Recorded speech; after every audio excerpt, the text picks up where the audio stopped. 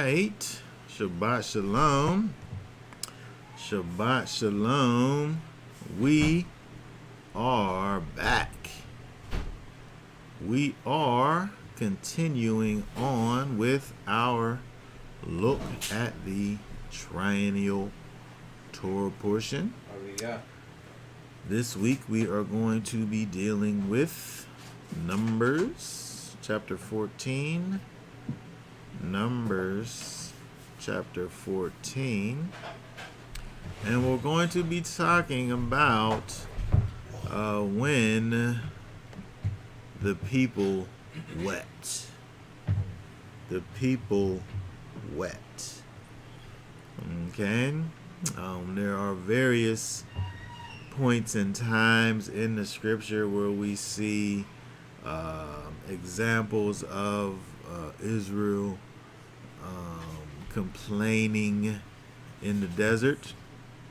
And this actually happens to be another one of those situations. So we're going to go ahead and look at it and see what we are able to see. We'll go ahead and read through the chapter. We'll read through the chapter, and we'll go back and look at some of the specifics after. So let me go ahead and pull up the chapter here.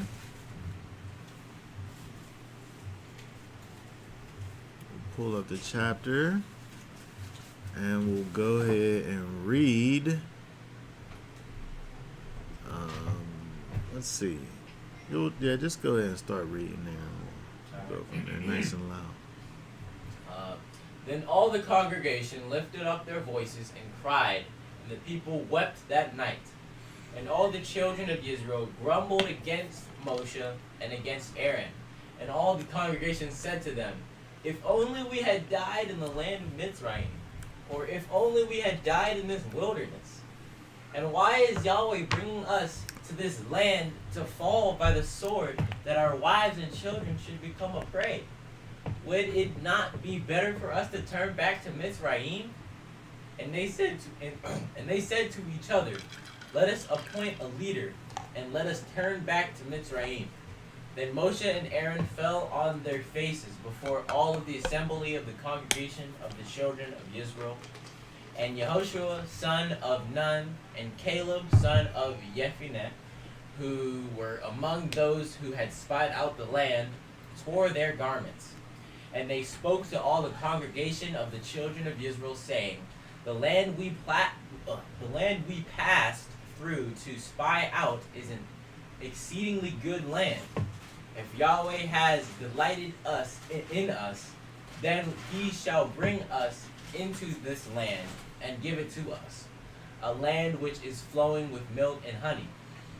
Only do not rebel against Yahweh, nor fear the people of the land, for they are our bread.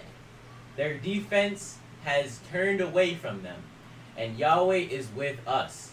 Do not fear them. But all the congregation said to stone them with stones. Then the esteem of Yahweh appeared in the tent of appointment before all the children of Israel. And Yahweh said to Moshe, How long shall I be scorned by these people? And how long shall I not be trusted by them, with all the signs which I have done in their midst? Let me strike them with the pestilence and disinherit them, and make of you a nation greater and mightier than they. Okay, all right. Let's stop right there. Let's stop right there and talk about these things a little bit. When we look over here, if we go back up, let's see here.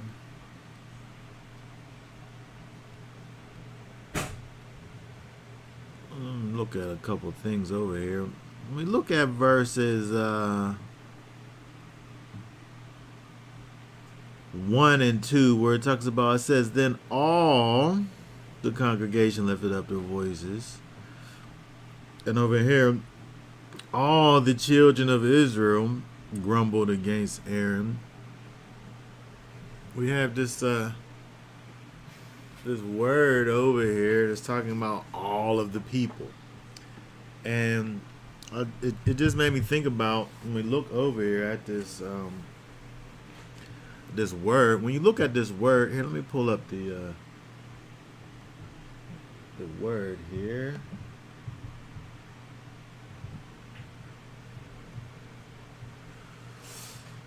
The word, which is kol, which means the whole, or hence all, any or every in the singular only to, let's see, all together, everyone, whosoever, whatsoever, the whole, so on and so forth. So it gives you the idea of it's speaking about all the people, just like kind of like how in the English this word all, you know, the way that we would think about it as well. But there's a thing that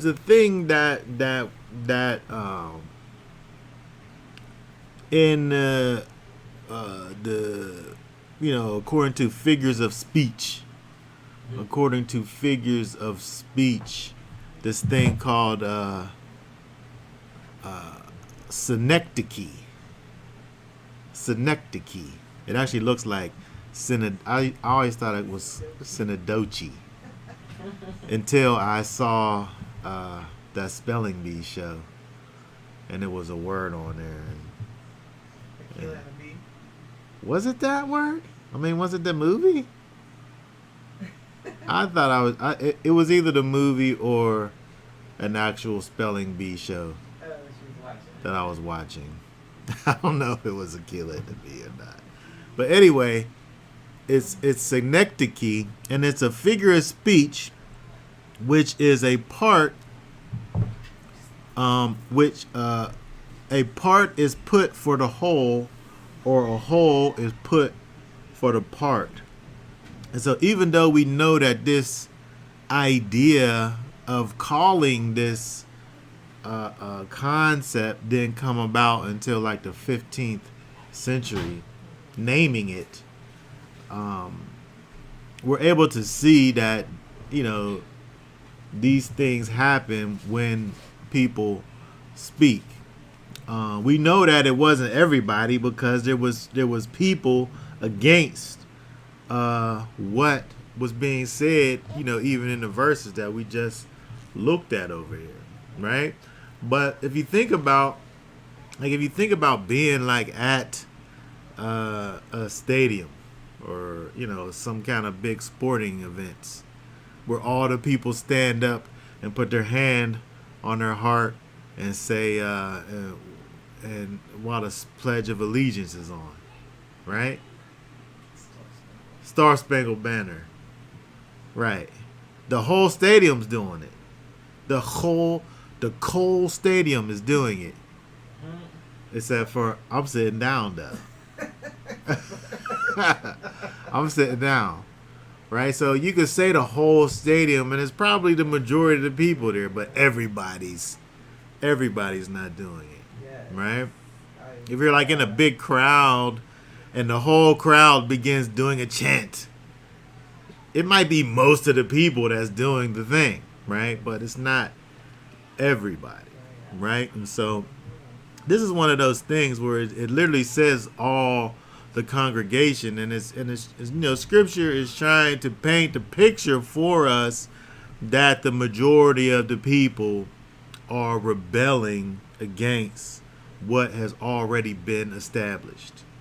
Okay, there's a great majority of people that are going against Moses, that are going against the Most High, and that got all of this stuff to say about what it is that they are doing. And so, according to these people, there's nothing that the Most High has done correctly in their eyes. Like, he just messed up this whole This whole thing is messed up. Botched effort. Yes, it was a botched effort. Nothing's right, right? They sit up here and say that.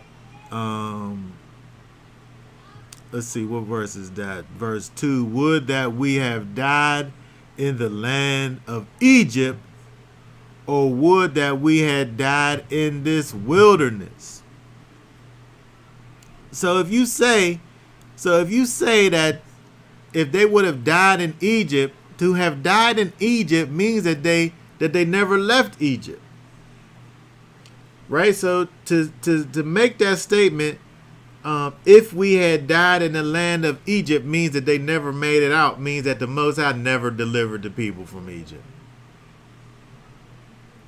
He never delivered Israel from Egypt if they had died in Mizraim. Right?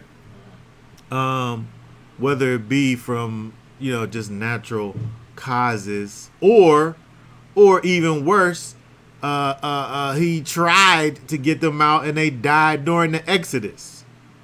In like the Red Sea. Yeah. Right, like in the Psalm that we just read. So for that scenario to even be something that would be true, either the Most High he would have never even did what he did, or he failed at doing it. Because they would have died during the Exodus. And this is what these people are sitting up here saying to Moses, the majority of the people. An overwhelming majority of these people are, they have this thought process. Go ahead. I was just going to say, I think about some of the Sukkots we've been to. And there's like a grumbling that happens, and it just sets off like a bigger grumbling amongst the entire group of people, Mm-hmm. And it could just really be like a small thing that just becomes a big thing because everybody is just focused on that one thing, and then it's like nothing is good. Yeah. Everything is just about this one thing that might be a little bit wrong. You know what I mean? It could be something that could just be easily fixed and remedied, but since everybody's grumbling about it, Yeah. it's just our people are just so, they love to complain. Yeah. They love to be sorrowful and weep. I mean, and you talking about something that actually potentially could be a thing. Maybe it be a small or great thing. Like I didn't buy enough marshmallows for the campfire. Yeah. And now we done ate all the marshmallows. Yeah, there's no more marshmallows. There's no more marshmallows. Where's the marshmallows at? Blah, blah, blah. Eat a hot dog. Yeah. And so, that was a real thing that happened. Yes. That was a real problem that really did happen. But these people over here, They had no problem. they didn't have no problems. They just was pulling out problems. They just created problems. They created a reason to rebel and complain against the people. I mean, against Moses and against the Most High. Let's see. If we look at verse 3 over here.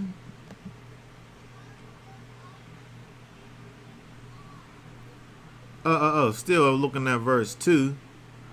Not making it out of Egypt or dying in the wilderness. These people, in the eyes of these people, the Almighty was unable to sustain the people in the wilderness. In their eyes. In spite of the fact that he was already doing it. In spite of the fact that he was currently and presently sustaining the people in the wilderness, in their eyes, they were facing death and the Most High's inability to sustain them. And so the Most High's giving them blessing upon blessing in the wilderness, and the people, are totally rejecting what it is that the Most High is currently doing in their lives. And so this, when you look at this, when we just think about what it is that these people are doing, this is pretty serious. This is pretty serious because I could just imagine. From a human perspective, taking care of all of the things that need to be taken care of. Doing all of my providing, that I would do, and lavishing the family and all of the people that depend on me, lavishing them with all of the things that they need, right? Where they don't need anything, right? They don't have any needs for anything. And then they come around talking about you haven't done anything. Nothing. That's like a slap in the face, right? I'm sitting up here doing all of this stuff.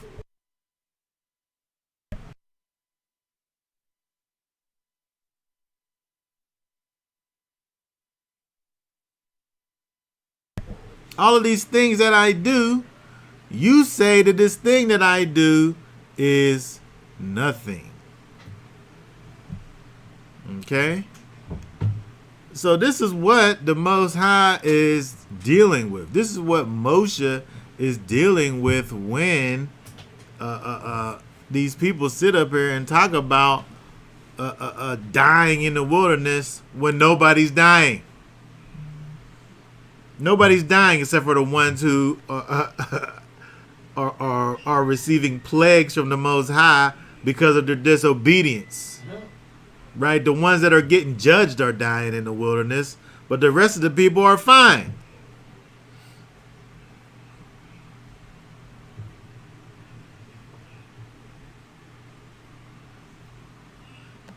All right, let's keep on looking at this. We look at verse 3 over here. These people are saying, why is Yahweh bringing us to this land to fall by the sword? And our wives and our children shall become prey. What are they even talking about, these people? So the Most High is bringing these people out into this land to be killed? So they're saying basically that the Most High, we talked about this last week, that the Most High is a lie. He must be a lie. Because he said that he was bringing them out of this land and taking them into a land that's filled with milk and honey. And over here, they're over here thinking that he's going to allow for the people to be killed by the sword, and the women, and not only them, but the women and children also. It's craziness, right? And so, in spite of the fact that the Most High is doing all of these things, he has performed wonders against the armies of Egypt. These people who are ruling the whole known world at the time. And then so any country that they come across is going to be greater than what they've already conquered and beat them.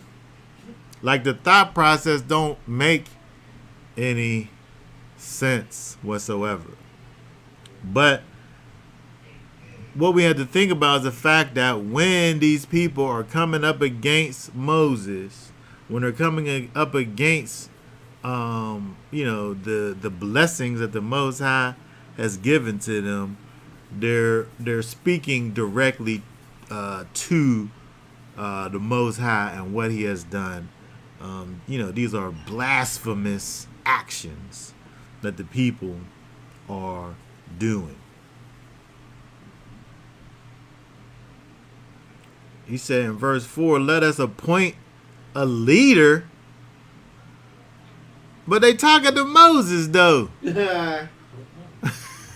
These people, man. They talking to the leader already. Here, we got to get us a leader over here. But Moses is standing right there. Yeah. And turn back to Egypt? No, let's go back. That's funny. I mean, what is this? They don't know. They don't got faith.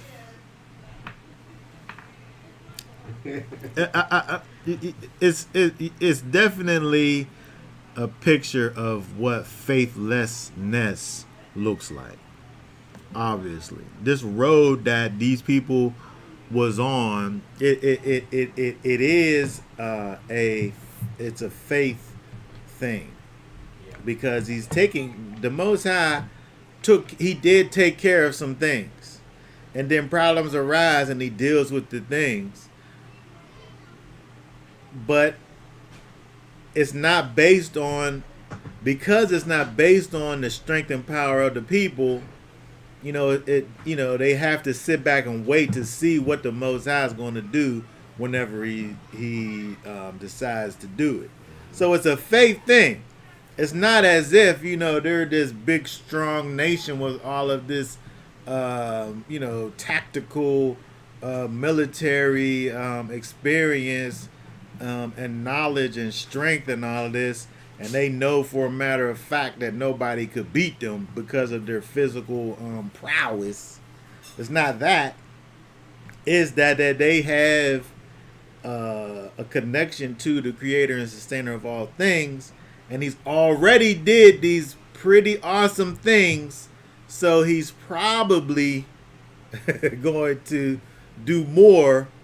But that little probably thing is the faith part, which of course they lack. Which for us is a picture for us to be able to look and know that, we get into certain situations, and based on the situation, it seems like there's no possible way for me to be able to make it through this thing that I'm in right now. When I look at the things that are involved in this situation, and I look at what I got to add to the thing, I can't make it. But if I look at life in that way, I'd probably be depressed and all this other stuff. You hold yourself back every which way, like they hold themselves back. They trying to go back. They try to go backwards. They try to go back into the oppression. They got freed out of it. Right. They can't see it being good at the end of the bridge. They can't see it. It's crazy. And so it forces us to have this kind of a foresight into the unknown future, trusting in what we believe that the Most High is going to do for us. But at the current moment, it don't really look like he's even moving in that direction. Right. He just before at one time said, I'm going to get you over there. But as I'm walking, I don't necessarily know if he's going to actually do it. Right. I mean, he never let me down before, though. But this next one, I don't know. I can't tell if he's going to be there or not. Like he don't have a record of failing. But there seems like there's always a possibility that something could happen. Like I don't know all the way. Basically. But we have to be able to trust in the unknown when it comes to the Most High. If we're lining ourselves up with the Most High and doing all that He would have for us to be doing, then there's no thing that's able to stop the thing that He has put in motion. And that's where they fell off at, because he already said where they was going and what they was going to do when they got there.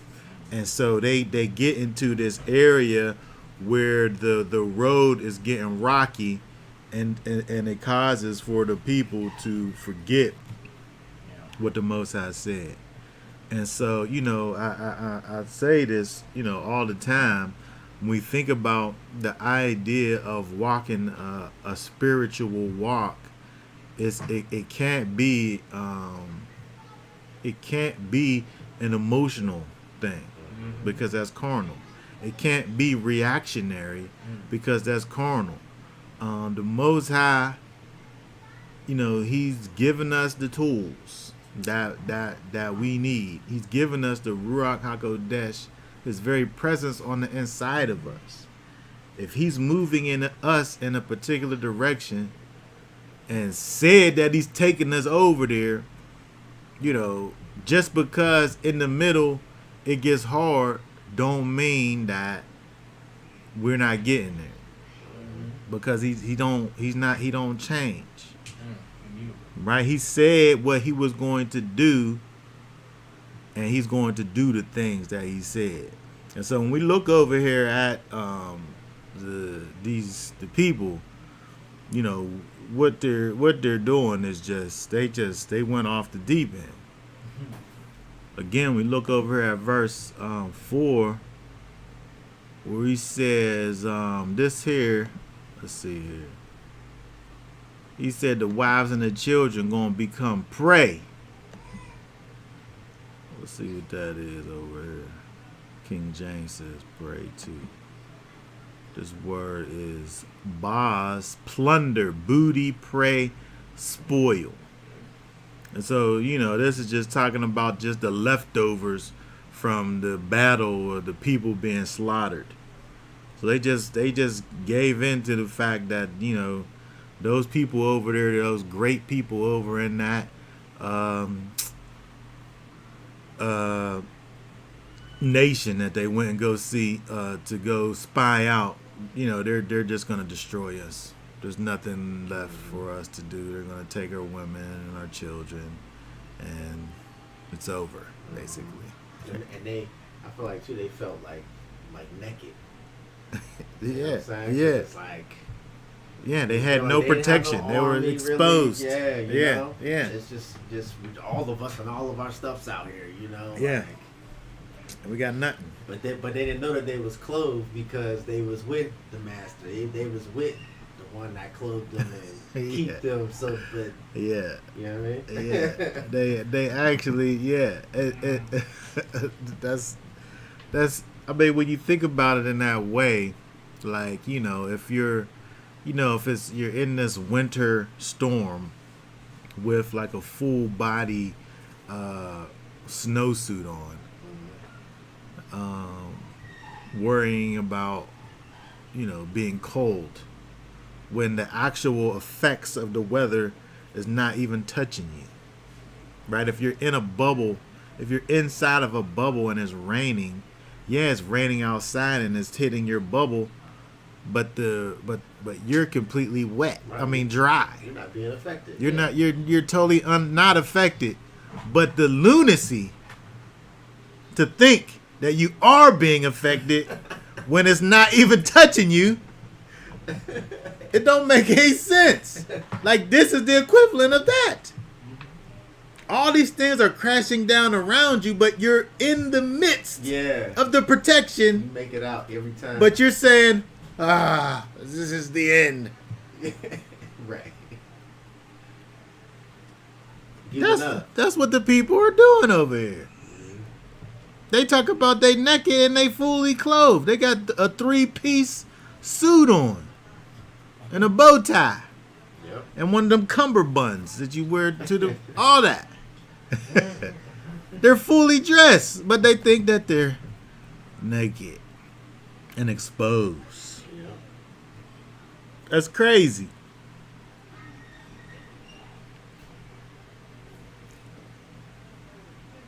They're thinking about, what would really happen if they went back to Egypt. They're thinking about what would really happen. They're really thinking about, like, what's the lesser of two evils? If I go back to Egypt and deal with them people over there, or I go down here to Canaan and deal, like, they're really trying to figure out which way they should go, whether it's forward or backwards. Right.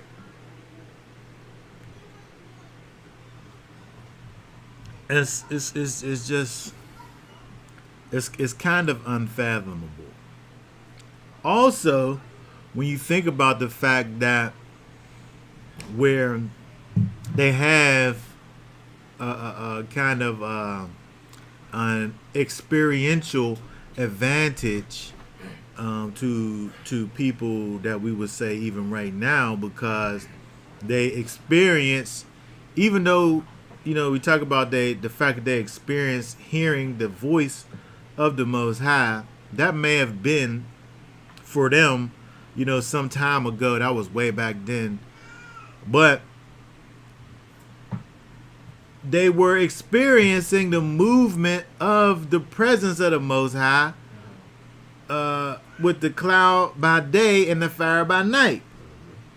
And so even though, you know, whether we're saying months ago or years ago,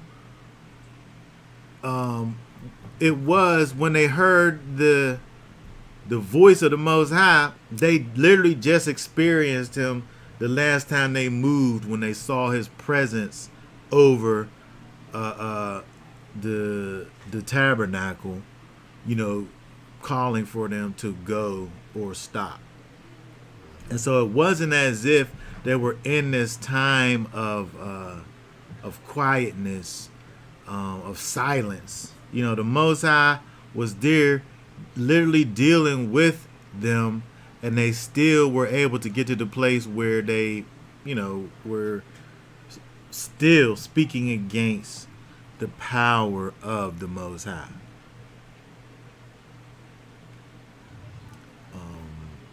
And so when we look over here, when we drop down to verse 6, and you know, Joshua and Caleb, you know, they're mourning over this. Like, they can't even believe that these people, you know, have taken it to this extreme. Like, it says they tore their garments, they're renting their clothes, right? They can't even understand, you know, what these people are dealing with. But when you think about it, you know, we talked about this a little bit last week. Fear does this. Yeah.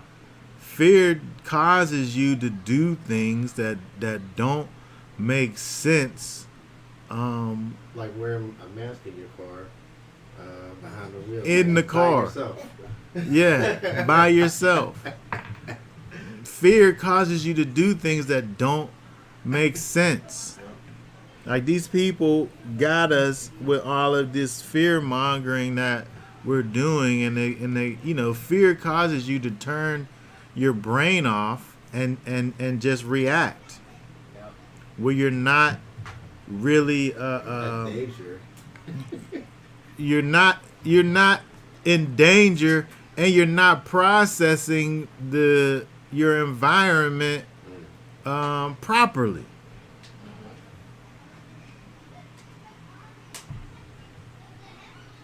And so, you know, these are things that we have to really think about, because when you take a step back from a situation and kind of assess the situation, you know, it helps you to move forward in a better way, right? When, you know, you think about kind of like training, whether it be like fight training or some type of combat training, you know,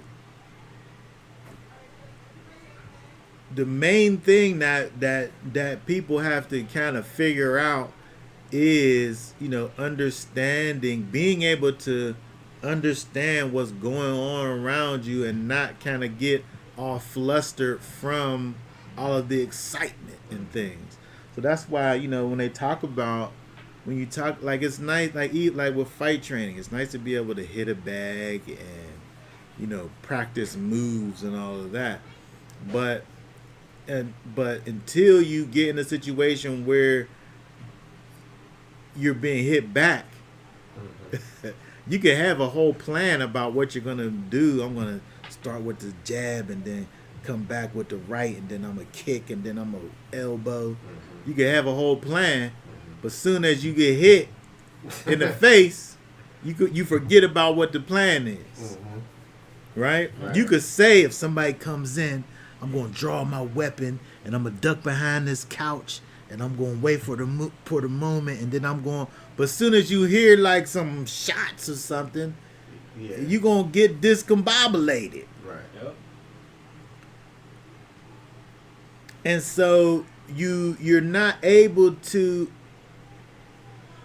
really deal with those situations until you're kind of in those situations. But when you're in the situations, it's just about really just the awareness of the situation and not allowing what's going on to stop,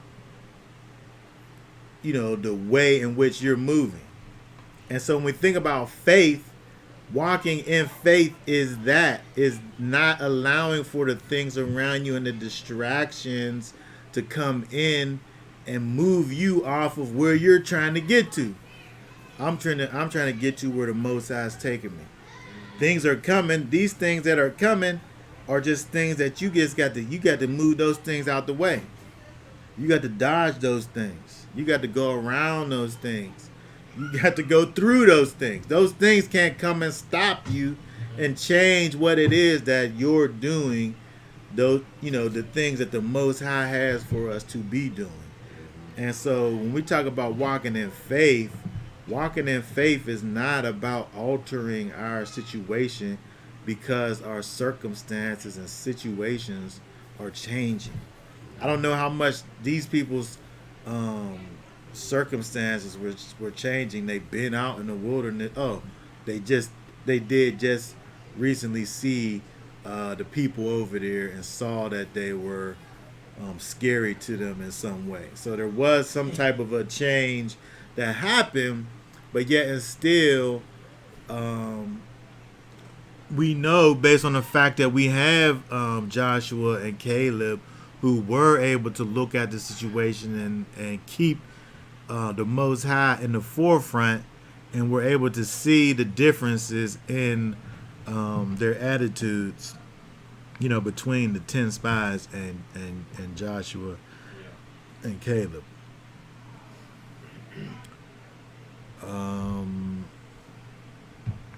Let's read again verse 9.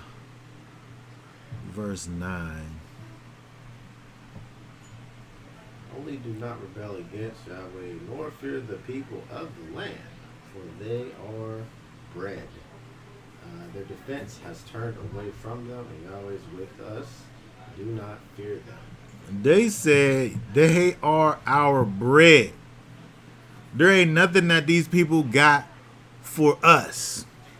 We gonna go in there and eat these people for lunch, they said.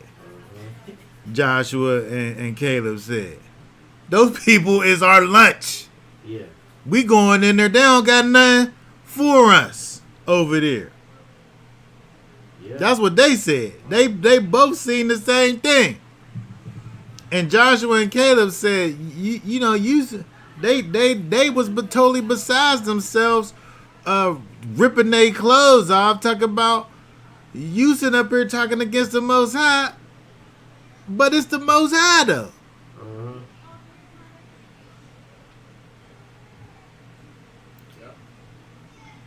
And it's this is the way that we have to be able to move in these days and times. We got to know that if we're on the side of the creator and sustainer of all things, that these things out here that seem big that seem powerful is all created by the Most High, Right. and we on His team. Mhm. So how we ain't on the right side? We on the right side. Oh yeah. Yeah. What's that supposed to do to us? Right. I That's mean, where he get the shine. he get the He shine. get the shine because it ain't about us. We go on and we representing him, and these people come against us. He get the shine on them to prove that who he's with. Mhm. Yeah. I tell these people was talking the other day about vaccines and all of this stuff, and I'm like, when most of the time I don't go back and forth with these people, but they just when they bringing it up, it just sometimes it gets on my nerves. It's like Right. we already know that the vaccine that you got ain't gonna stop you from getting it, and it's not gonna keep you from passing it. Right. And so, and I just learned the other day that the reason why they gotta give you this booster thing is because the thing diminishes at an alarming rate. Its effectiveness is Its effectiveness diminishes, yeah. and so they gotta boost it back up, contrary to what your natural immunity does. Right. So your natural immunity decreases at a far what that vaccine does. So I'm saying to them people, the vaccine that you got, it's not keeping you from getting it. It's not keeping you from passing it, and you're gonna have to re-up on that thing, or else it's just gonna be like you never even got it. And then you talk about me. I don't think I ever had COVID, and I believe I got the antibodies. I believe it. You believe it? Yeah. You got your faith in that thing that you got your faith in, and I got my faith in what I got my faith There in. you go. I've got my faith in the Most High that He gonna lead God and protect me, and that He gonna give me some delicious teas and orange juices Yeah. and all of these other things that I can sit up here and take, and don't gotta take that. Exactly.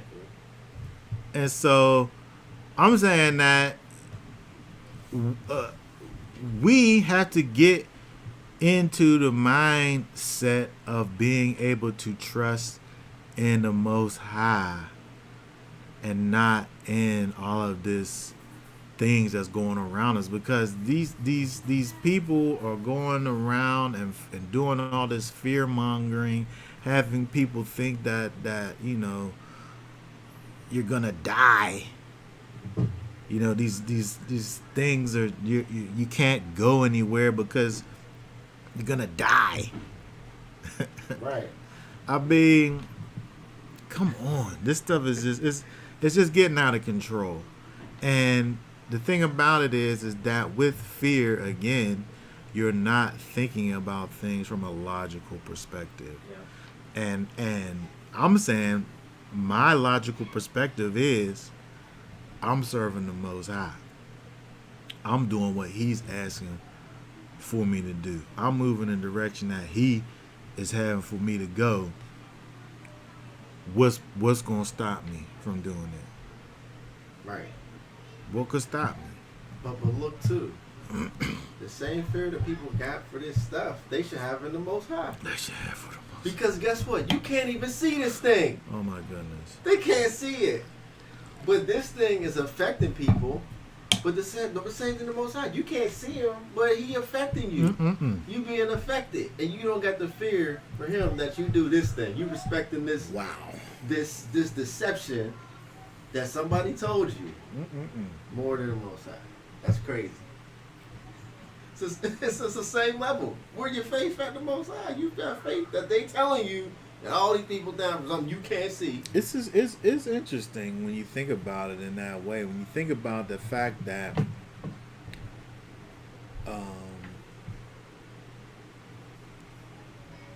why doesn't this truth spread like this virus? Exactly. Exactly. Right. I mean, because we talking about life over here. We talking about Right. life. Yep. All I want for you to do is to come out and away from wickedness and move into righteousness. You would think that I'm sitting up here asking people to kill their parents or something. You would think that the thing that I got to talk to you about is, you know, is something that's going to cause you death. Yeah. What I am talking to you about could only cause you life. But when you know, we look around and there's nothing but, you know, this death doctrine that's going around, you're going to do everything in your power to be aligned with the death doctrine.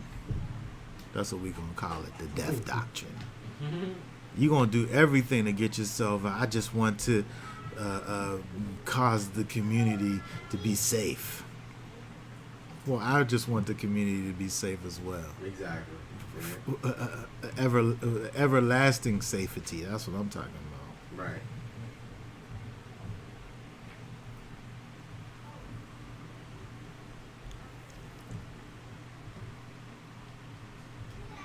All right, let's keep on going. Let's go down to. Okay, let's look at again. Let's look again at verses 11 and 12. Read 11 and 12 right It there. says, Yahweh said to Moshe, how long shall I be scorned by these people? And how long shall I not be trusted by them with all the signs which I have done in their midst? Let me strike them with the pestilence and discern them. Disinherit, my bad. Disinherit them and make of you a nation greater and mightier than they. Mm-mm-mm. Oh, wow. And so again, we see where the Most High, He's totally within His rights to just go ahead and carry out what He talking about right over here. Legally. You know what I mean? Legally. Go ahead and Because He's not going back on His word that He made to Abraham. If he wiped these people out the one for Abraham. and start over again. I'm telling you. I know, Abraham, boy. Man. So he's still keeping his word. If he wiped these people out and make it even a greater, mightier nation than these people, he's totally within the boundaries of what he already put in place. But he got to deal with these people that are literally blaspheming him. It's literal blasphemy. What said this? What is this? How long shall I be scorned? How long will this people provoke me? What this word here? Na'ats, to scorn, interchange, abhor. That's hatred. Yeah, that's hate. That's hatred, to blaspheme, despise. All of these things. The Most High got to deal with the people that He brought out, that He cared for, that He called He called Israel His firstborn. And He got to sit up here and deal with these people. How long shall I not be trusted by them? He said. All the things that I've done for you, and I'm in your midst. I've done these things in your midst, and you still ain't gonna trust? I mean, this ain't even blind faith at this point. You know what I mean? It's not even about a story that I heard about that I believe is true. This is something that I saw it happen. I literally seen the manifestation of the Most High and then still blaspheme against him.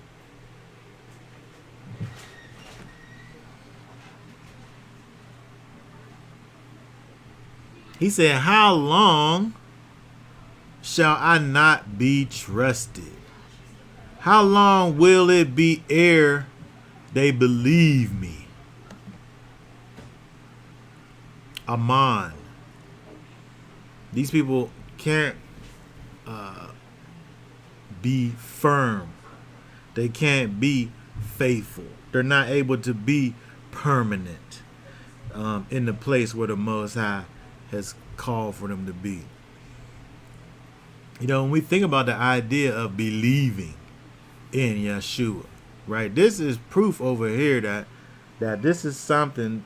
It's necessary for us to get to the place where we are not tossed, to and fro by our situations and by our circumstances, because whosoever believeth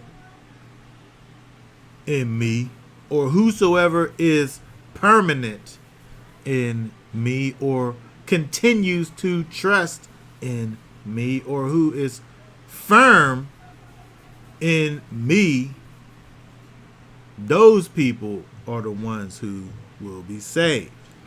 Just like these people, they might have temporarily trusted in the Most High for like half of the journey, but if you give up in the middle, then the whatever you did at the beginning don't help you at the end. It's a process.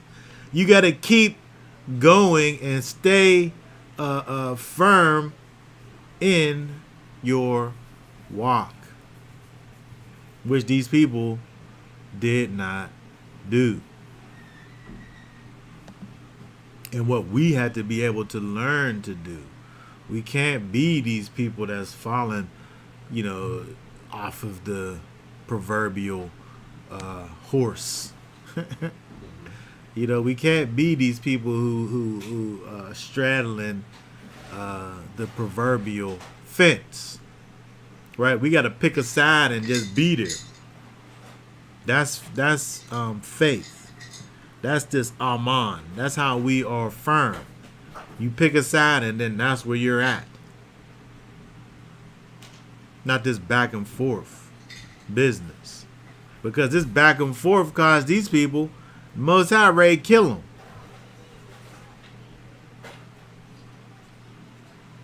them. The Most High like, well, you want to act like you naked and don't have no protection. All right, well, let me get them clothes back then. Right. Let me get that shield. That shield you got, let me get that back. That thing that's protecting you from all hurt, harm, and danger, I'll just go ahead and take that from you. And then we'll see what happens.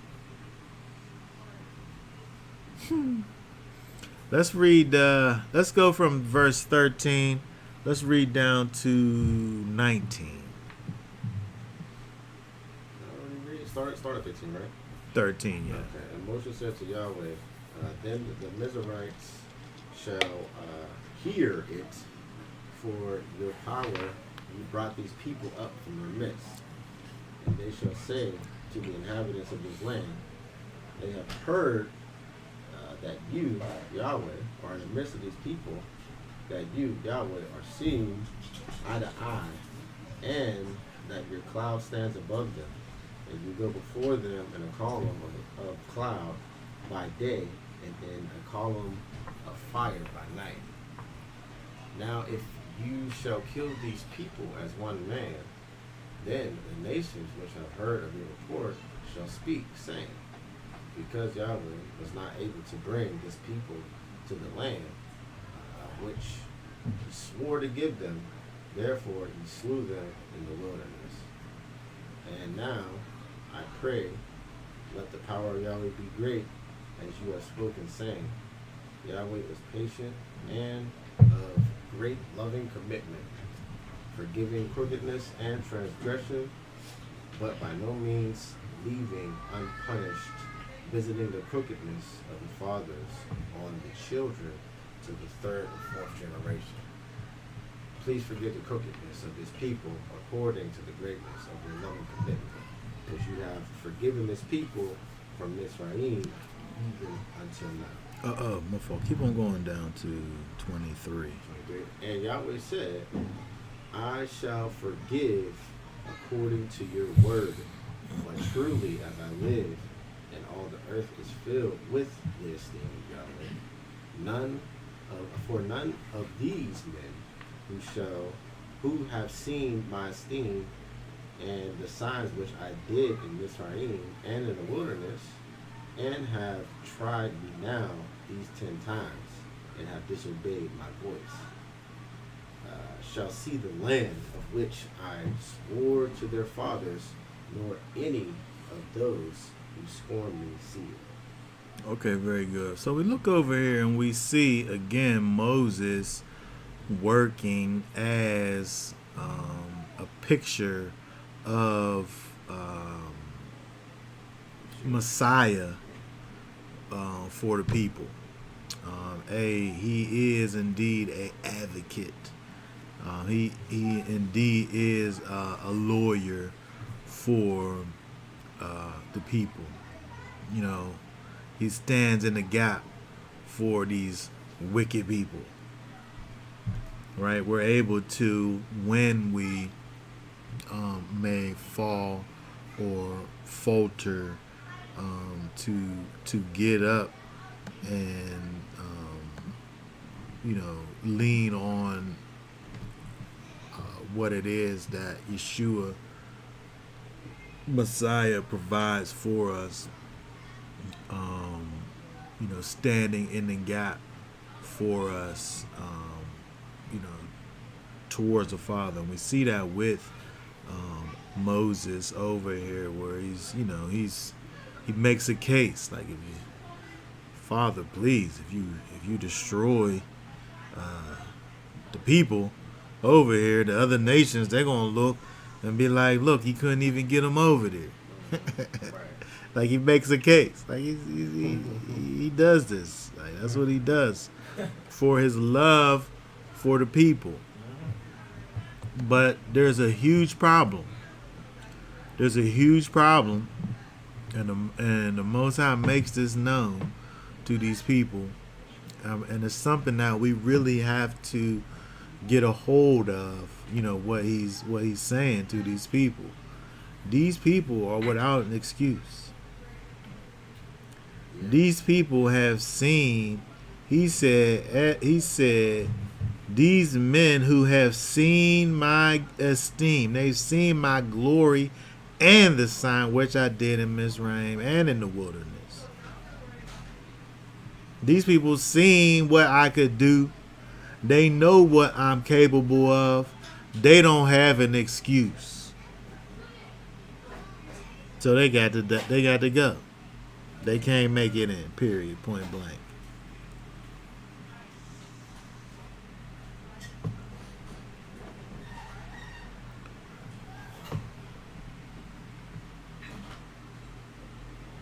Let's go over here. I don't got no Bible. It's Hebrews.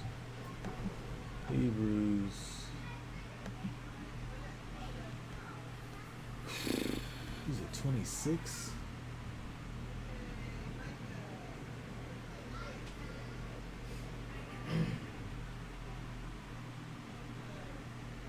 Yeah. What's Hebrews 10:26? Okay, for if we sin purposefully after we have received the knowledge of the truth, there no longer remains a slaughtering for sins. This is what these people is dealing with over here. Oh, read 27. 27. Okay, but some fearsome anticipation of judgment and a fierce fire which is about to consume the opponents. It said over there, if you on purpose go into sin after you have received the knowledge of the truth, then there's no sacrifice.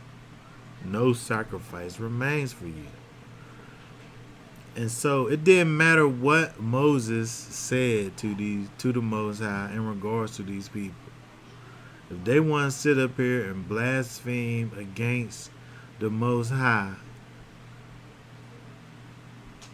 after all that they've seen, then it didn't matter what they would see from that point moving forward. It was never going to change their hearts. And it was never going to cause them to actually know who the Most High is. They just, there was no hope for those people. And so that's why he said, none of y'all can't make it in here. None of y'all can't make it in here. There's no forgiveness for those people. Because they should have known better. We can't go out here. We can't go out here at a certain point. You can't go out here and turn around and start doing things that you used to do once you sat up here and said that you not only just said, but when it said when you receive the knowledge of the truth. And so that's different from just I heard a thing here or there. That's different. Right. But say like when we look over back at what happened with them, there wasn't no doubt. There wasn't no doubt that these people saw the Most High.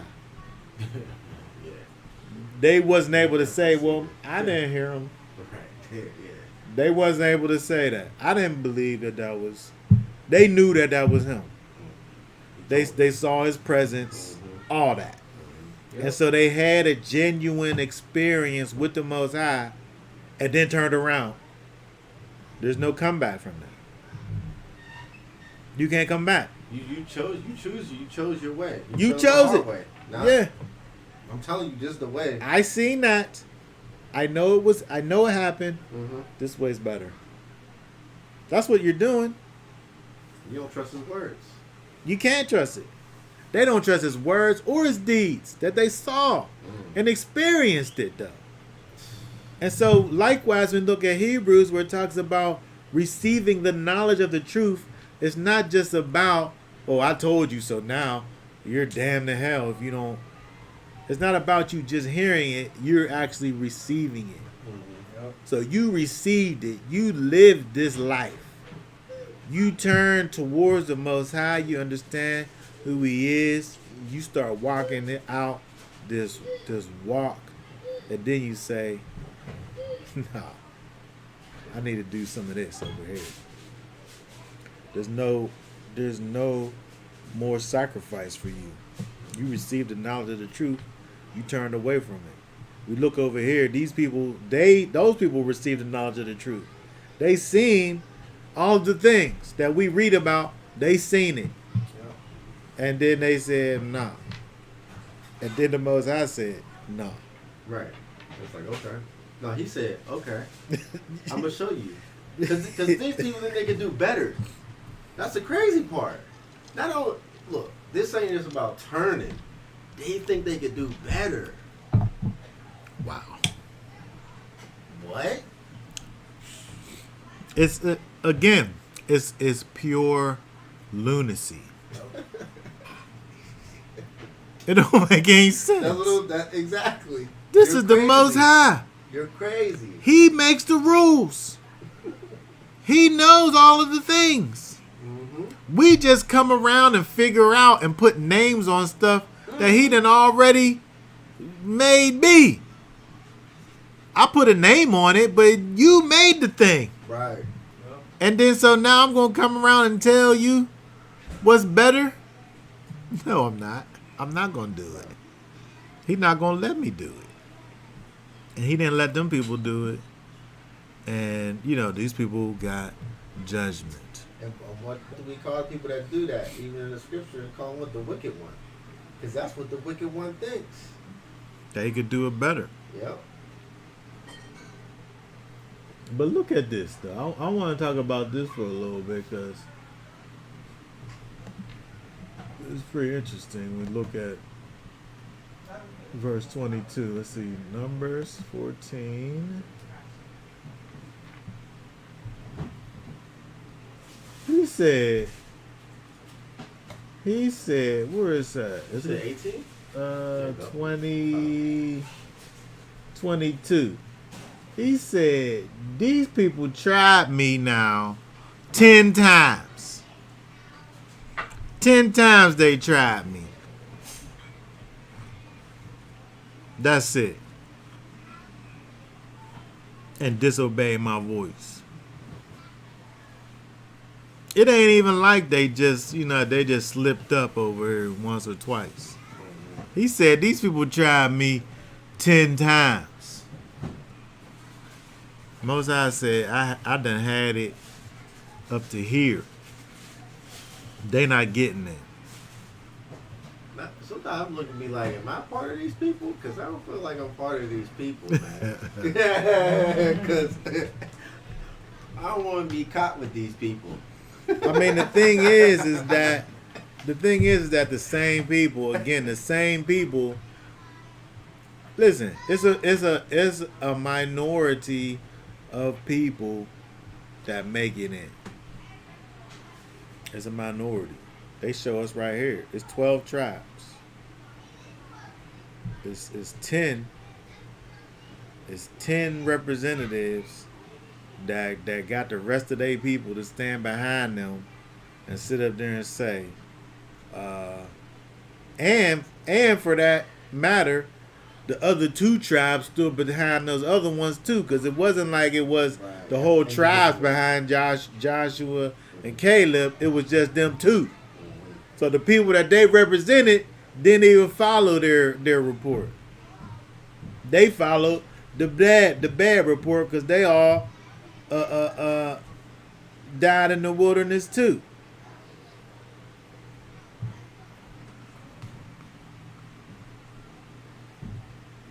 But when we look over here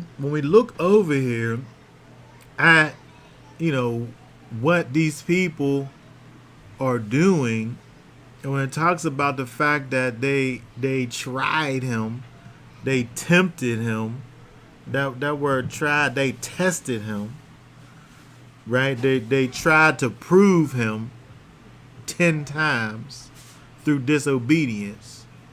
The Most High said, no more. And so when you think about the fact that, like, when you look at this, first of all, first thing I thought of, what's the 10 times? What's the 10 times that the people sat up here and did it? And so if you made a list, you got the time. Here, we could look at them real quick. You got the time. Let's see what happened in Exodus 14 and 11.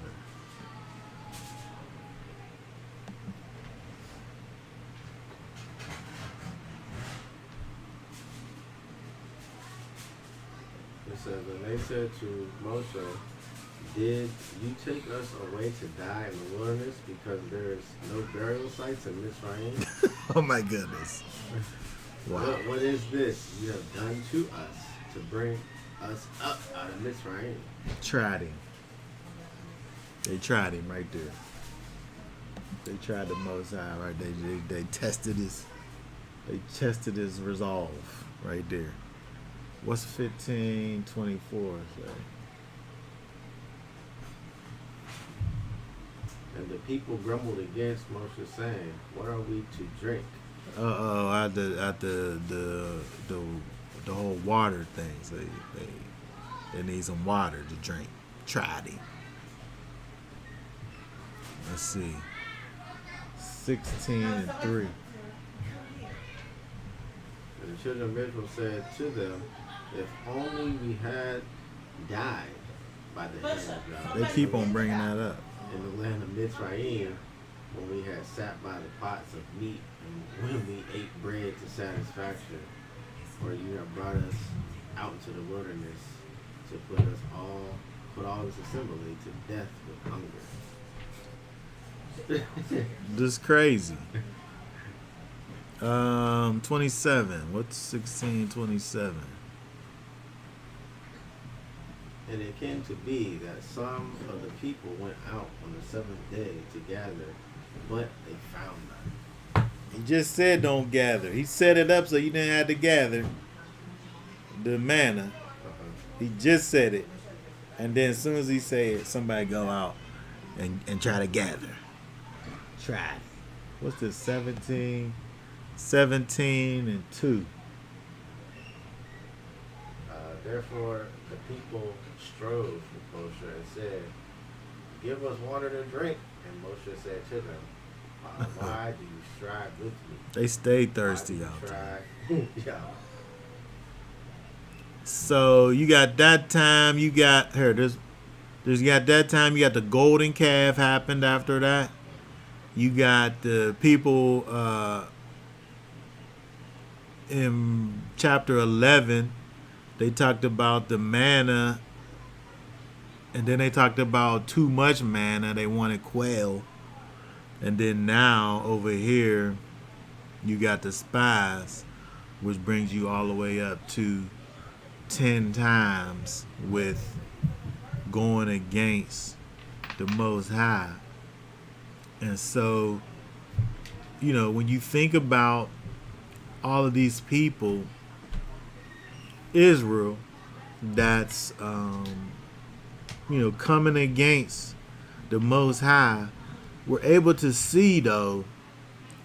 The thing that we're able to look at this and see though is that we have Joshua and Caleb, who are able to look at those things, that all of these things that they saw, they're convinced of the Most High.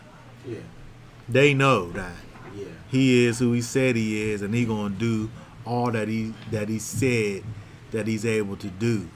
And so we can't be discouraged and look at the majority, Right. and be like, how are they supposed to be? We able to look and see at the ones who are able to see clearly and know that they give an awesome example. When you think about Joshua to begin with, he was always following after Moses, trying to get close. He sat up there and said, "Don't nobody come up here. Nobody come up here. This is holy ground. Y'all stay back there." Meanwhile, Joshua was like, "I ain't staying back there. I'm trying to be up here." Right. He always had that in him to follow after and draw near to the Most High. And then there was one other guy who did too. and we had to be able to, that's something that could actually, give us strength in these days and times, to know that, it don't matter that everybody is going in the wrong direction. I know that the Most High got me going in the right direction, and I just got to keep on going that way, no matter what. Yeah. It don't matter if the majority of the people are saying left, and they made songs about left, they made TV shows about left, and everything, they put everything in your face, big old banners that's telling you to go left on every magazine cover, every website, everything you look. And pay you to go left. They pay you to go left too. They give you money. Thing, right? They give you money to go left. Yep. They make it extra comfortable to go left. Yep. But the Most High said go right, and I got to go right. Period. What's the use if you what is it? Receive the world, but you lose your soul. Your soul. You know that this stuff is wrong, and you still choose it anyway. You losing your soul. Gone. Because you're not gonna like the kingdom. The kingdom is supposed to be righteous. So Yeah. if you ain't choosing righteous now, I don't know why people think they're gonna like the kingdom. Because They ain't gonna like it. you can't. So you can't be there. You can't come. That's why it's for the few. Yeah. And so when we look over here, we see if we think about the fact that the Most High gave Israel as a whole these 9 chances. That's grace right there. That's grace. And so when we look back at the Most High and his track record, he's a gracious Elohim. Yep. He didn't just start being gracious in the New Testament. Right. Yeah. Because every time these people sat up here and talked against him, he could have just took them all out Yep. and been right in doing it. All 9 times. And so when we get to the 10th time, when he finally gave the people what they wanted, he gave the people what they wanted. Man, what was I forget what it was, but basically it went to this effect. Well, you get what you asked for, You get what you asked for. and your actions are your ask, and that's what you're asked. That's what you're asking by Yeah. your actions. Yeah. And so he's a loving and a giving Elohim. And if you want his wrath through your actions of disobedience, he's more than happy to give it to you. He is. Yo, that's how righteous he is. He give you what you ask for. You That's asked deep. for it. That's deep right there. And so he give it to you. And you know, when we think about the Most High, you know, he is indeed a gracious Elohim, but he been that. He been that. He didn't just start being gracious. He been gracious. He been doing it, and he always give us what we want. You know, what we ask for. But we just got to be able to learn and know what it is that we need to be asking for. Exactly. He called for his people to be. He's a faithful Elohim, so he calls for his people to be faithful. And when we are faithful, he give us that. But these people wasn't faithful, and they was consistently unfaithful. And he gave them what they asked for. Let's look at this real quick. Let's look at the Wisdom of Solomon 3.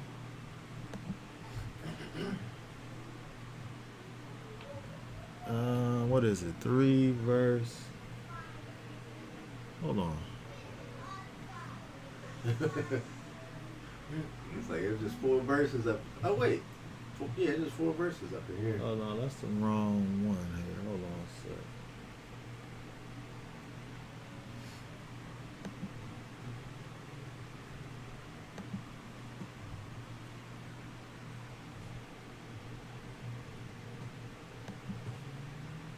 I don't think it's Ecclesiasticus.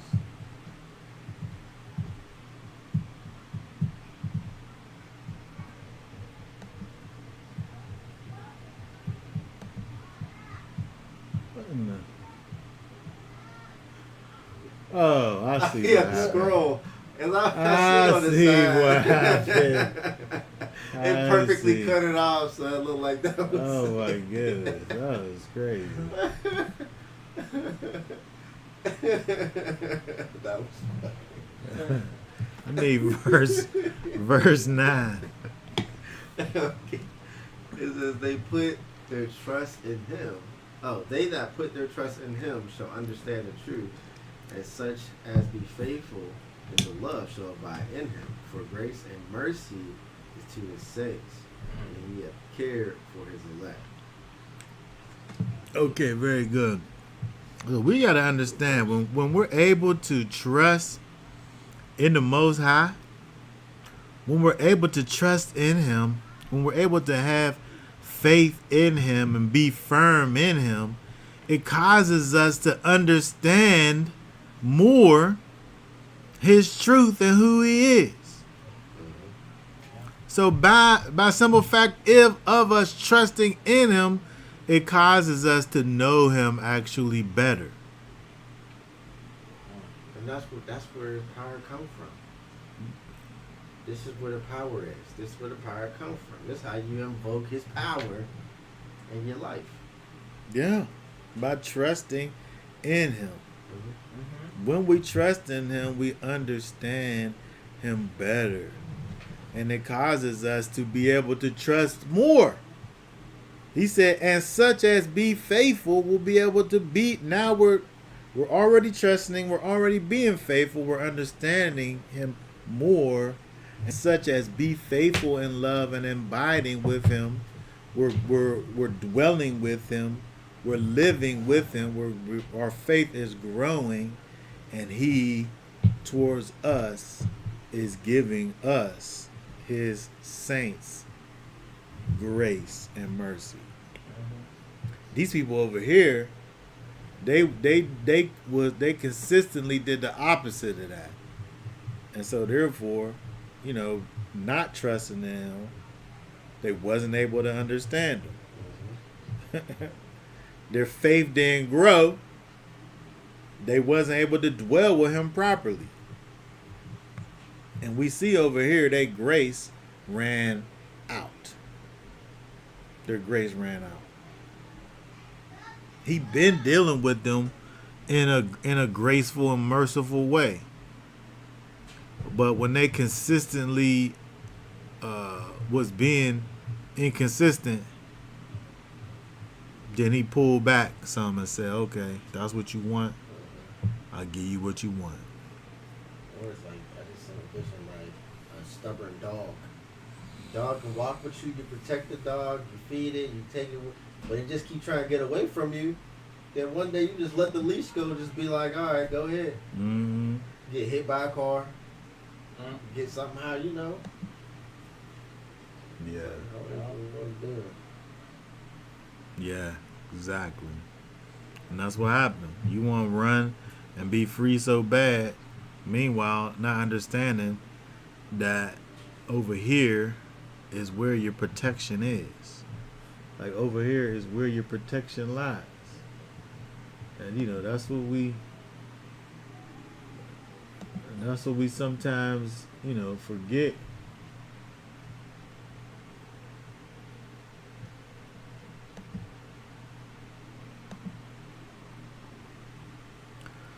All right, so let's go down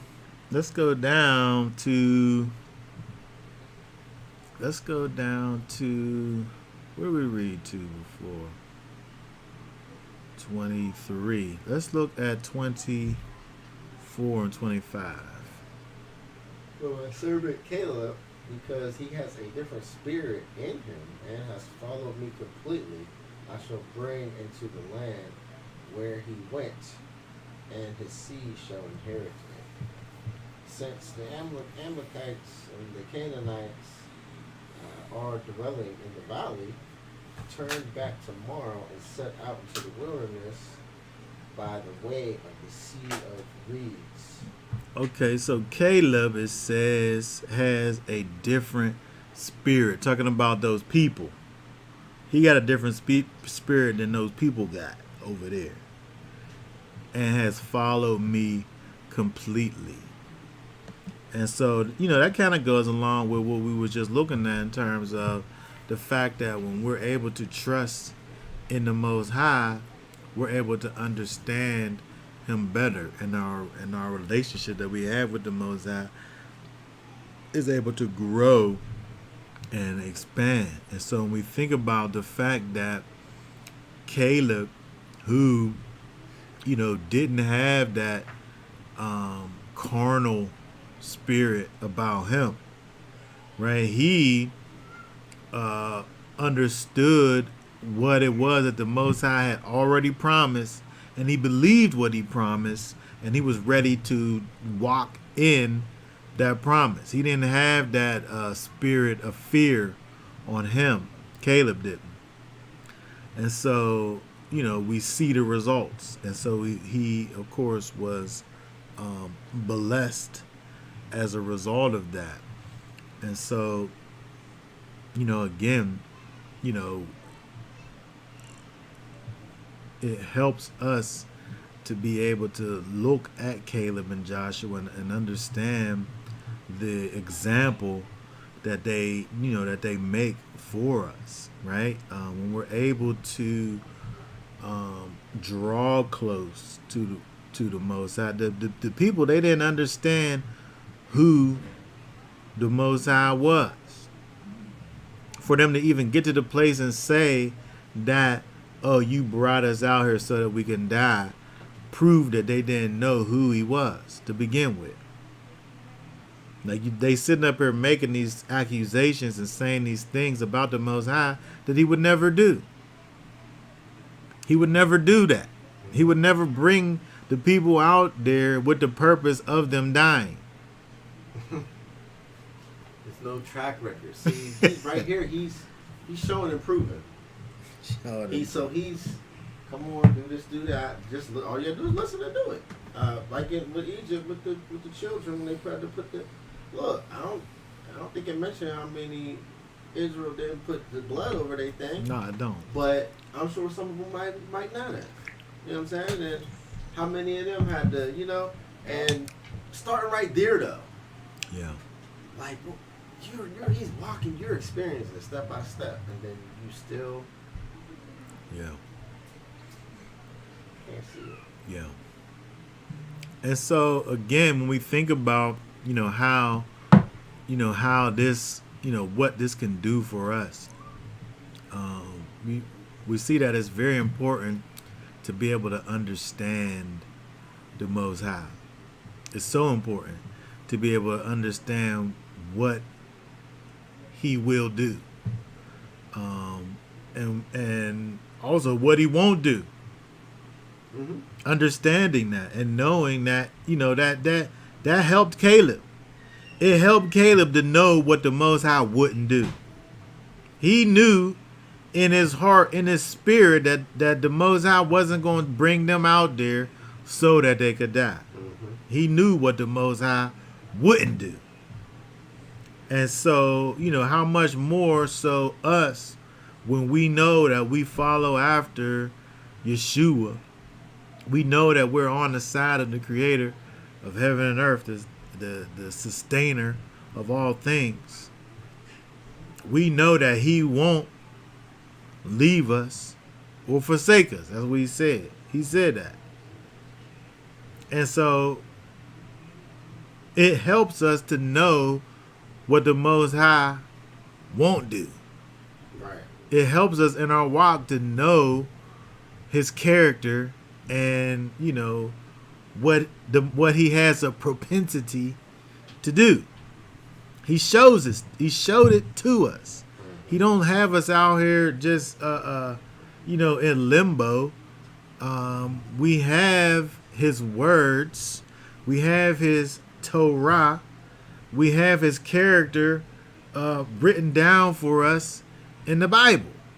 Yep. He tells us the things that he does, and all we got to do is believe what he said. That's it. That's all we got to do. He said, I'm going to do this, and that, and this is how I act. This is how I react to things. Like, we don't even got to think about it. Mm-hmm. If you do me wrong, then I'm gonna give you a spanking. Yep. And then if you don't repent, I might kill you.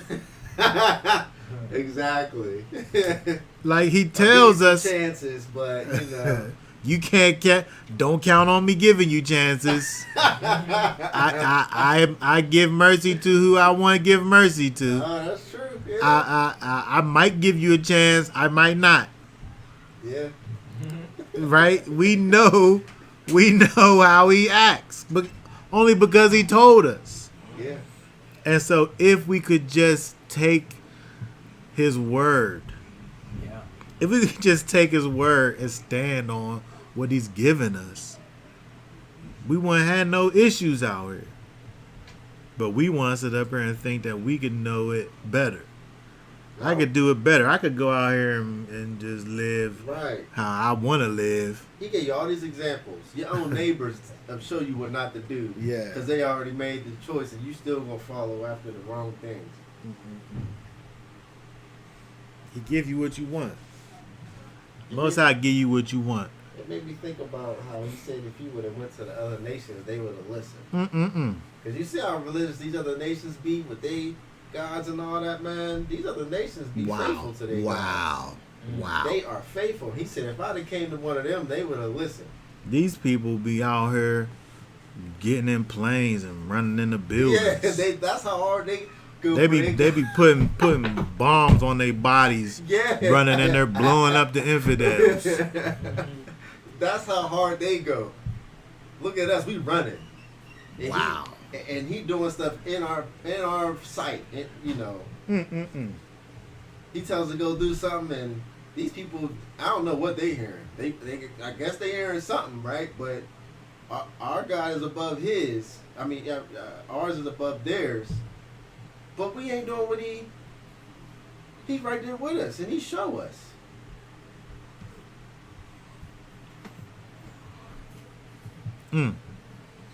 All I could do just shake my head.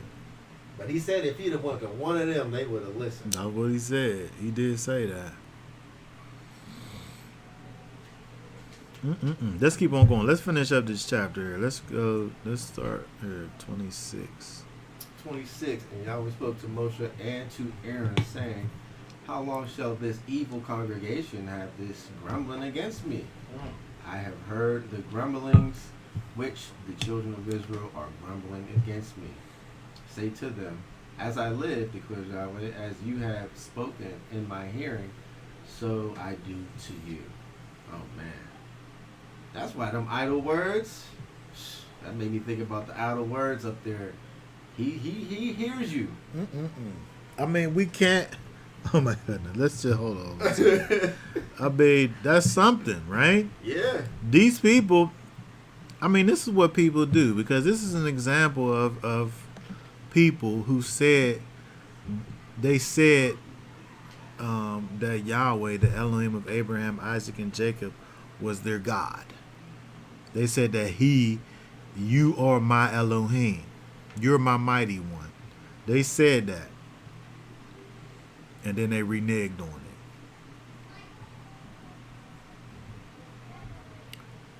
You can't just be up here saying stuff, just letting stuff come out your mouth, and you not gonna stand behind the things that you say. Right. Especially in regards to the Most High. Especially. I'll follow you. I'll follow you wherever you want me to go. And then you look around and them people don't be nowhere in sight. Because they start following it. They start following whatever. But they didn't take into consideration the things that they allowed to come out their mouth. Exactly. And he will bring those things back to your remembrance.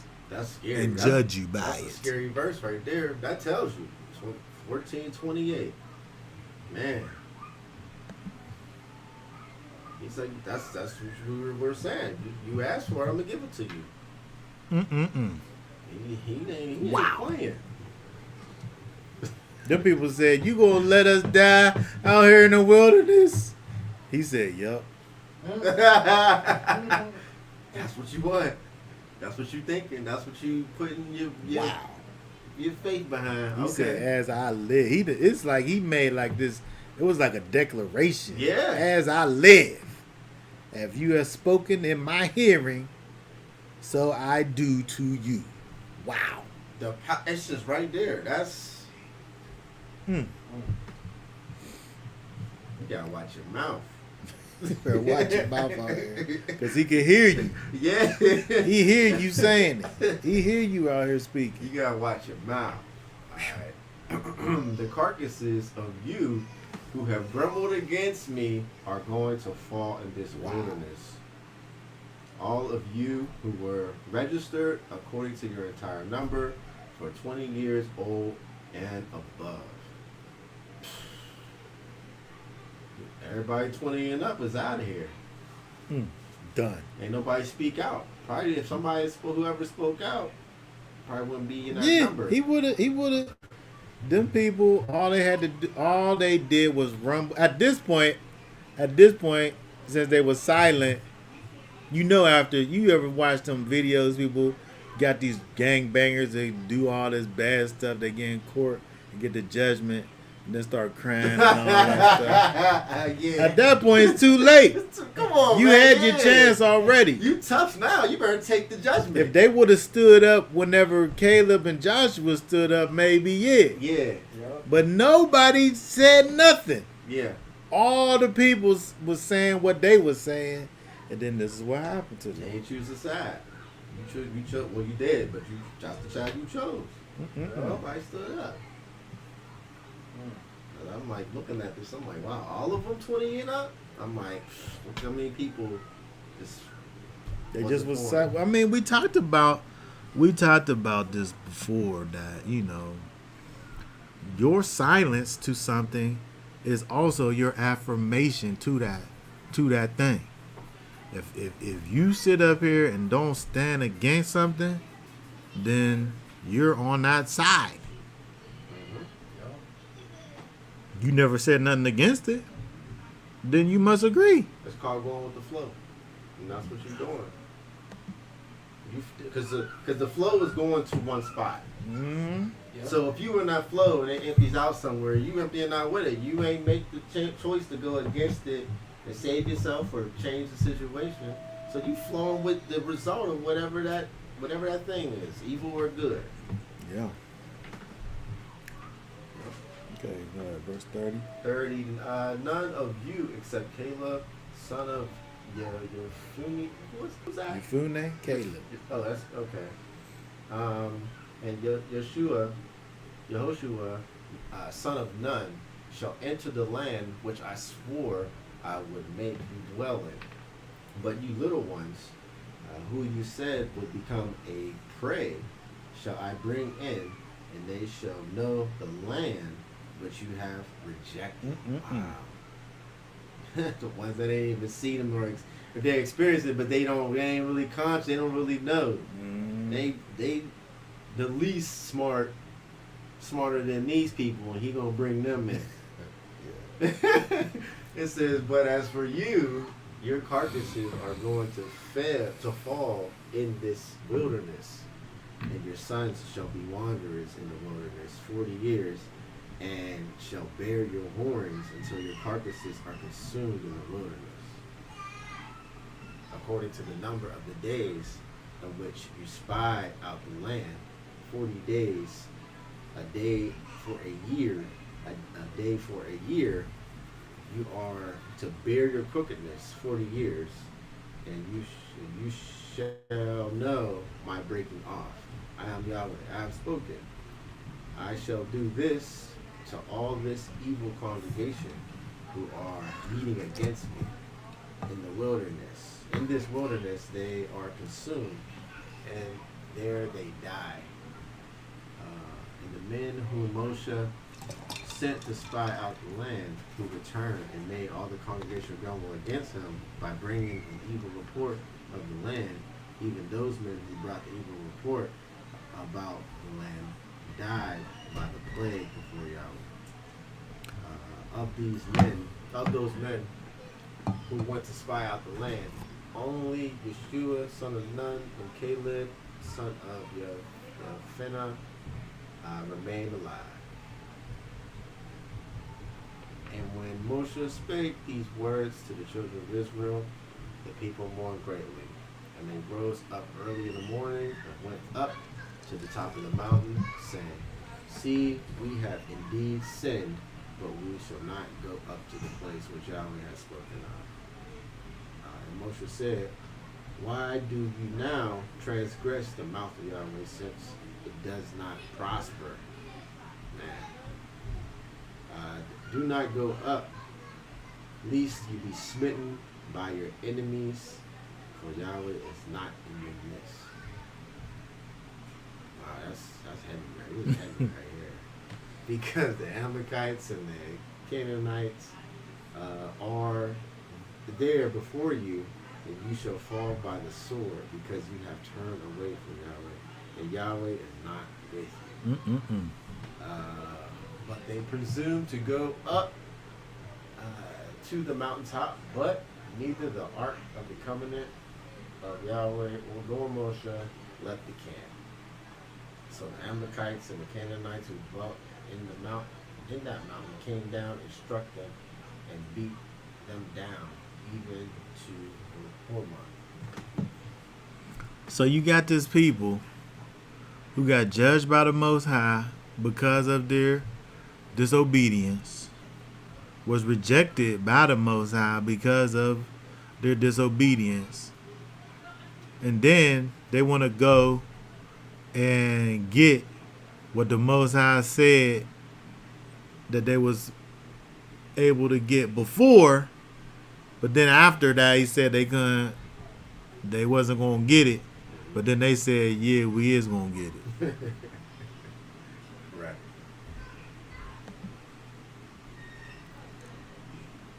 The Most High got all kinds of promises and things in store for his people, but his people could end up being not his people, just like that, just like these people did. The people that was his people ended up not being his people based on their disobedience. But then those same people wanted to go and get the blessings from the Most High whenever he done already excused them from being his people. They say all Israel is not Israel. All Israel is not Israel. You know what I'm saying? And that's a perfect example, because they literally was Israel seed. Right. But the Most High said, y'all not going to inherit this land. Right. Y'all ain't my Your people. kids is going to do it because y'all disobedient. But they didn't listen. Again, Right.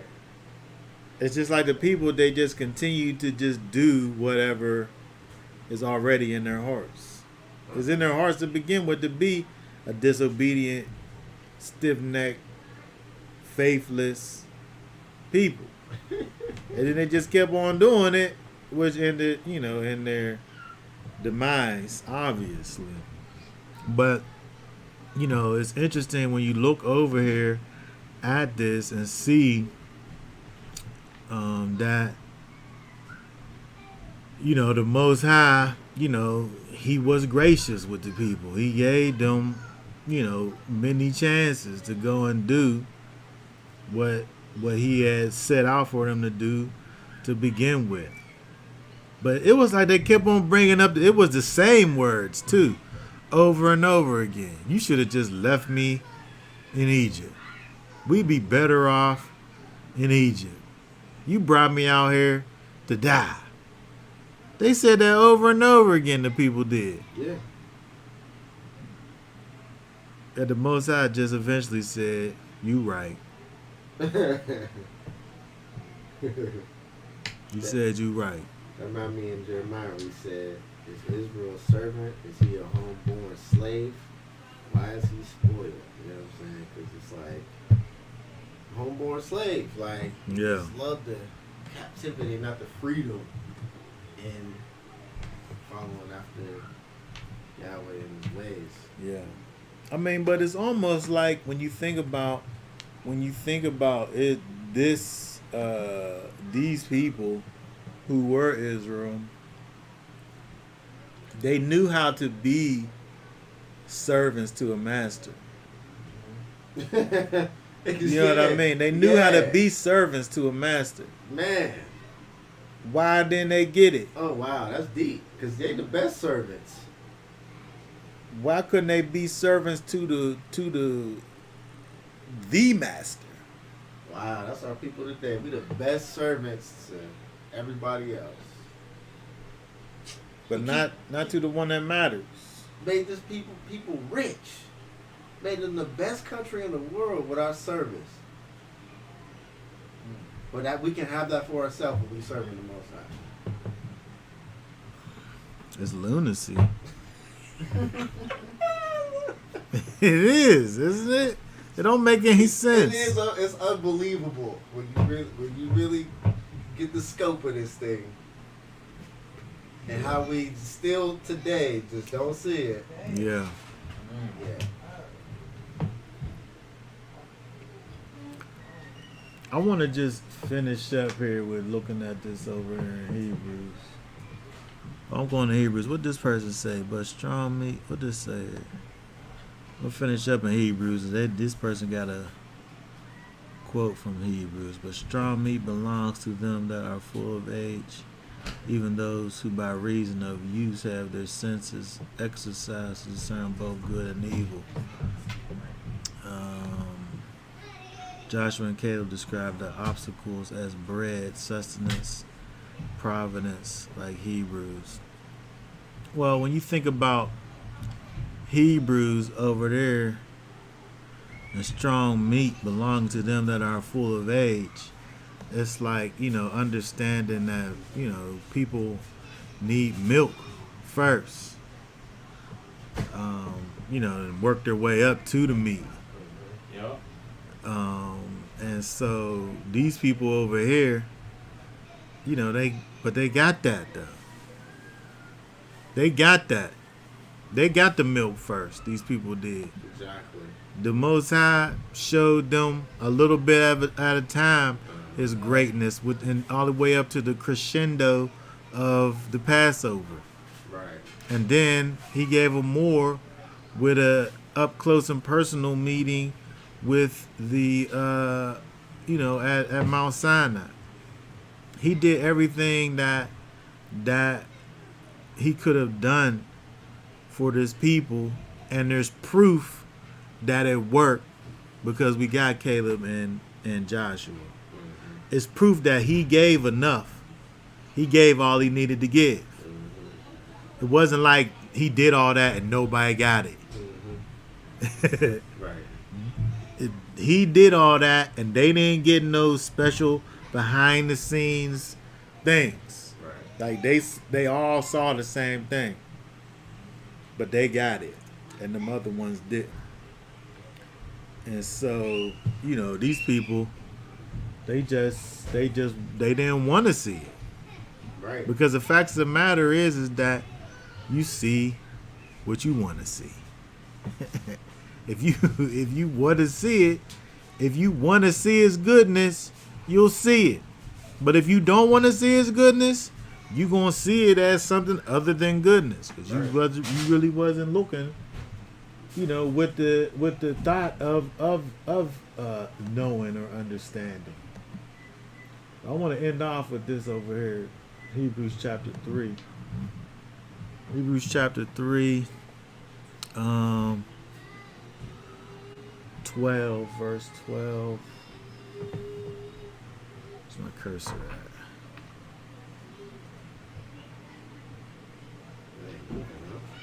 Oh, my cursor's froze. Oh, there we go. Hebrews chapter 3, verse 12. Hold on 1 second. Let me blow that up. Okay, go ahead. Just that one verse? 12 through 19. It says, "Look out, brothers, lest there be any of you a wicked heart of unbelief in falling away from the living Elohim. But encourage one another daily, while it is called today, lest any of you be hardened by the deceivableness of sin. For we have become partakers in the sign, if we hold fast the beginning of our trust firm to the end. While it is said, today, If you hear his voice, do not harden your hearts as it is the rebellion. For who, having heard, rebelled? Was it not all who came out of Mizraim, led by Moshe? And with whom he was grieved 40 years, was it not with those who sinned, whose corpses fell in the wilderness? And to whom did he swear that they would not enter into his rest, but to those who did not obey? So we see that they were unable to enter in because of unbelief. Okay, very good. So, there's a recurring theme over here when we think about the idea of faith and belief and trusting in the Most High, unwavering trust in the Most High, understanding that He only wants good for us, right? The only thing He wants for us is for us to actually have life. Yep. And so if we would just accept the goodness that He has for us, if we would just accept this gift of life that He has for us today, while it is today. Today, because you ain't promised tomorrow. You don't know what's in store for you tomorrow. We got a chance right now to be able to accept this gift of life that the Most High has given to us, and becoming partakers of the Messiah. But not only becoming partakers, but holding fast, holding firm to the end. That was these people's problem. They got the gift. They got freedom. They got deliverance. They got redemption out of Egypt, but they wasn't able to hold fast. They wasn't able to be firm to the end. We got to be firm to the end. We got to keep on moving forward. We got to keep on growing and doing the things that the Most High has for us to be doing. We got to keep on drawing closer to Him and understanding Him better, more and more each day, so that we're able to make it to the end. Because the end could be for you, it could be tomorrow. Right. It could be in a couple hours. We got to make a decision, a choice in our hearts and our minds and our spirits to follow after Yeshua, and then never not be doing that. Right. Yeah. That's what it got to be. It got to be that. Because these people was free from Pharaoh. They enjoyed the goodness of the Most High more than we ever will receive or enjoy. They received all of that. And yet still they still died in the wilderness because of disobedience.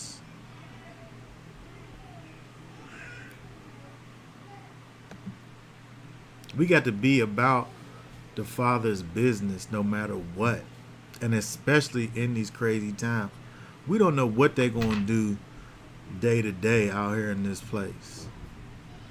They doing all of this stuff, testing us with this whole vaccine thing. But what's going to happen when they come and start testing you with this faith thing?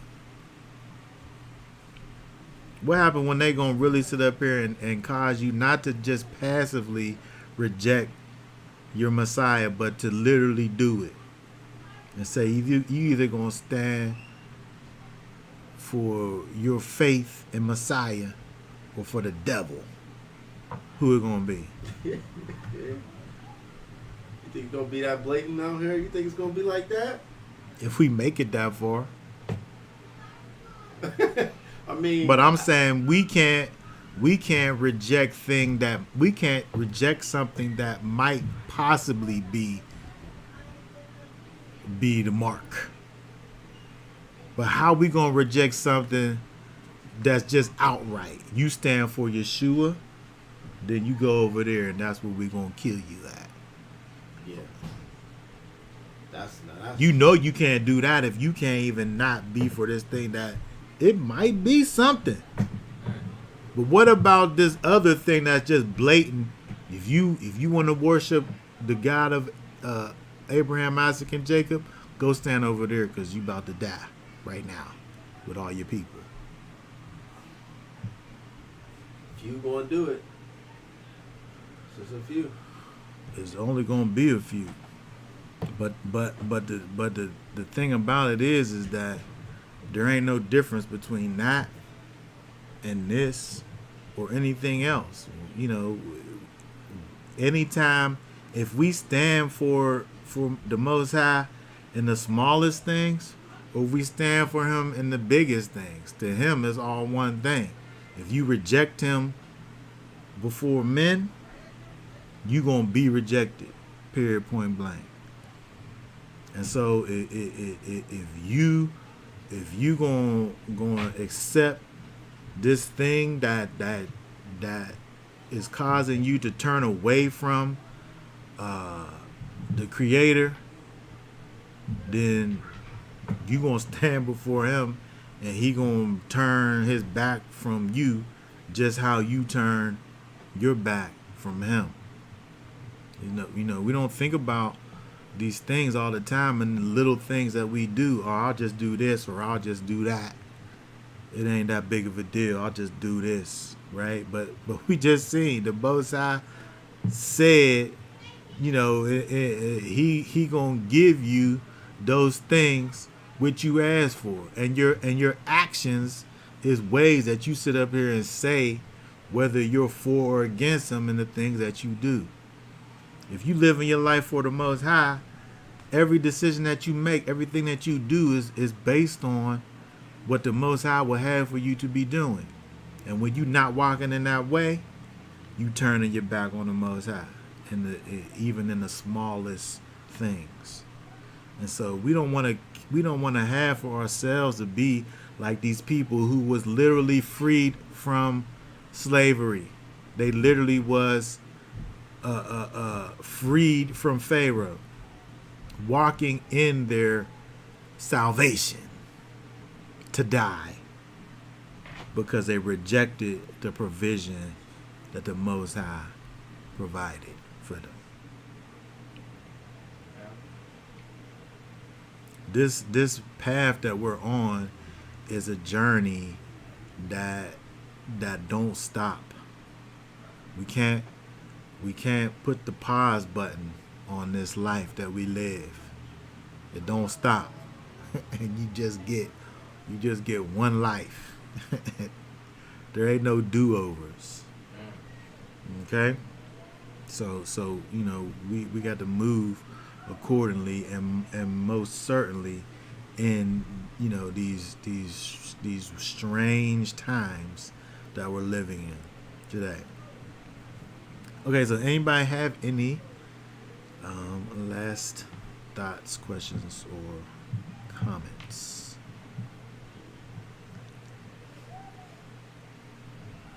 Do the right thing. Do what the Most High said.